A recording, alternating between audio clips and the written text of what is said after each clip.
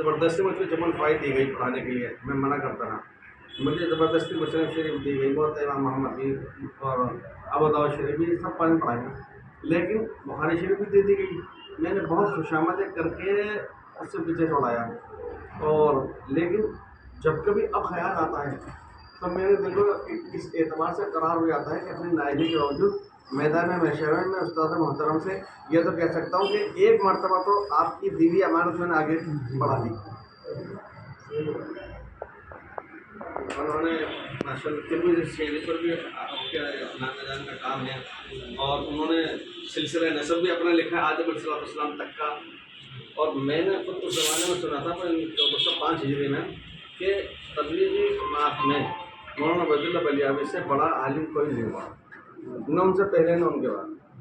اور یہ بھی میں جانتا ہوں کہ حضرت مولانا یوسف رحمۃ اللہ علیہ کو حضرت مولانا عبید اللہ صاحب بلیاوی رحمۃ اللہ علیہ اوپر کا حصہ دو چھتی، اس میں دو چھتی میں بیٹھ کر کے عربی تکلم اور محادثہ سے سکھائے گئے تھے انہوں نے.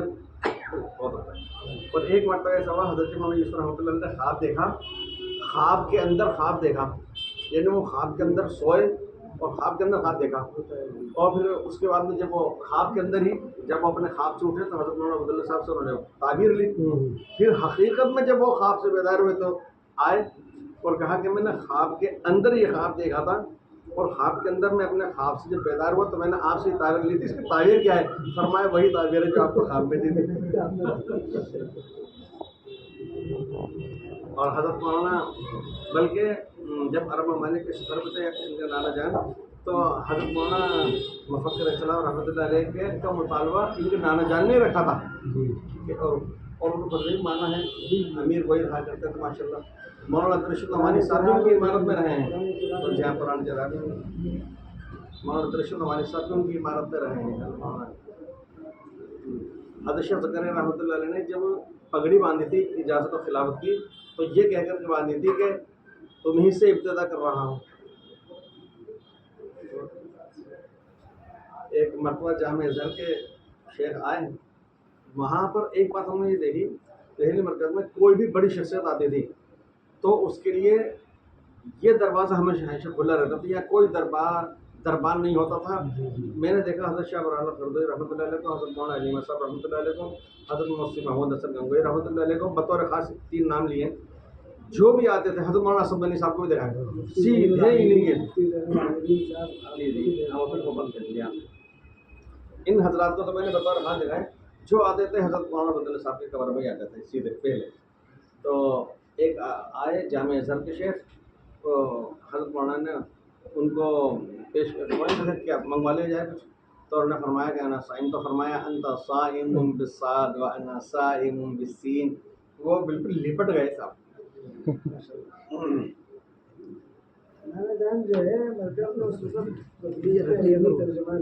بے شک یہی میں نے سنا ہے.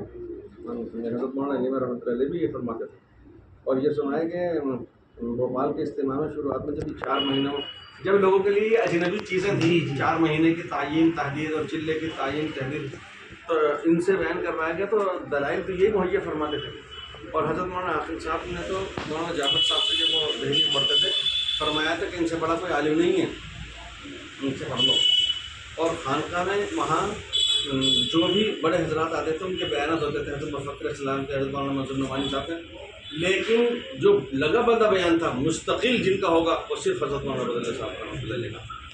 یہ امت پر بہت بڑا احسان کیا ہے، وہ بندے الہی مولانا الیاس صاحب بندے الہی حضرات، ان کا احسان ہے کہ انہوں نے خانقاہی تقریریں اور مواعظ عبیدیہ 2 نام سے شائع کیے. وہ انہوں نے اگر وہ نہیں ہوتی تو یہ معلوم نہیں ہوتا کہ اتنا بڑا خزانہ دفن ہو چکا تھا. اور کتنی بڑی بات ہے کہ حضرت مولانا یوسف صاحب بھی حضرت مولانا صاحب ہم عمری سے ہی تقریباً معاصر تھے، لیکن اس کے باوجود مولانا یوسف رحمۃ اللہ علیہ کے وصال کے بعد بھی ان کے ملفوظ اپنے علمی خطاب کے اندر بے تکلف برجستہ بیان فرماتے تھے.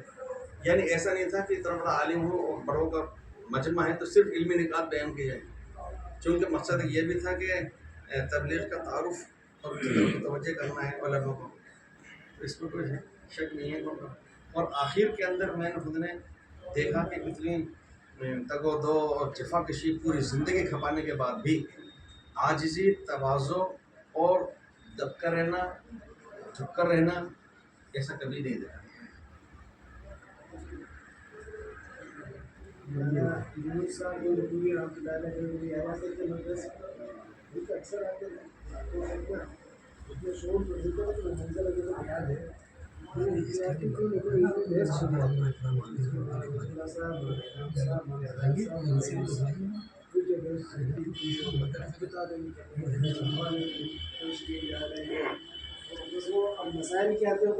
आप जो फरमा रहे हैं ये खुद हज़रत मौलाना अली साहब रहमतुल्लाह अलैह ने लिखा है। नहीं कर दो मौलाना यूसुफ साहब, मौलाना इनाम साहब,